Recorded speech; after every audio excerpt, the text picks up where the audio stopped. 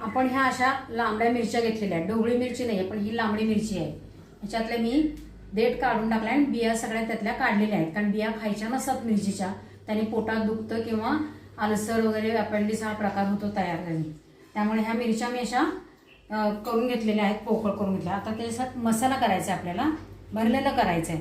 त्याच्यासाठी कांदा, खोबरं, कोथिंबीर आणि शेंगदाण्याचं कूट,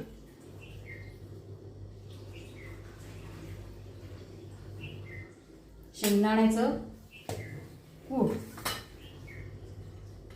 कांदा लसणाचं तिखट, हिंग थोडासा, हळद, जिरे, मीठ, मसाला, गोडा मसाला आपला असतो ना, तो गोडा मसाला आणि कच्चं तेल घालायचं त्याच्यामध्ये.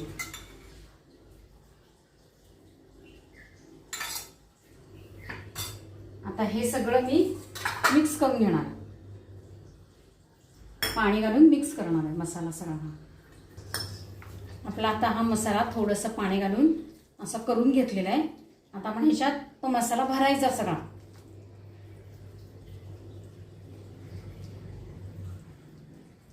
चांगला बोटाने आतपर्यंत गेला पाहिजे, म्हणजे जेव्हा आपण पोळीबरोबर इथपर्यंत मिरची खाऊ ना, तर तो मसाला लागला पाहिजे त्याच्यामध्ये.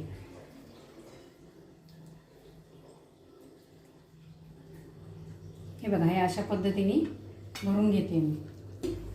डब्यामध्ये मी कुकरला लावणार आहे शिजायला बरं का.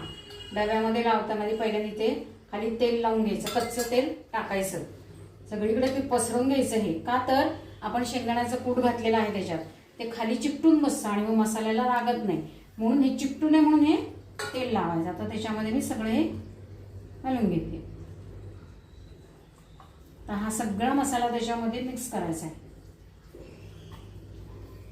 सगळं पाणी याच्यामधलं ताटामधलं याच्यासाठी, म्हणजे कसं होईल, थोडासा त्याला रस पण येतो आणि मिरची चांगली आपली धुवून निघते. आता ही मी कुकरला लावणार आहे सगळं. ही मिरची आता आपली शिजून आलेली आहे छान, आणि थोडासाच रस ठेवलेला आहे आपण त्याच्यात, म्हणजे भाताबरोबर भाकरीवर पण खाता येतो तो. आता त्याला मी फोडणी देते.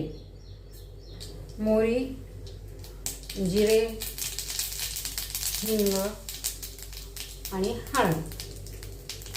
आता याच्या फोडणीमध्ये थोडंसं तिखट टाकायचं, थोडंसं तांबडं तिखट आणि गोडा मसाला टाकून घ्यायचा, म्हणजे काय होतो, एक प्रकारचा तवंग पण येतो आणि कमी तिखट लागतं.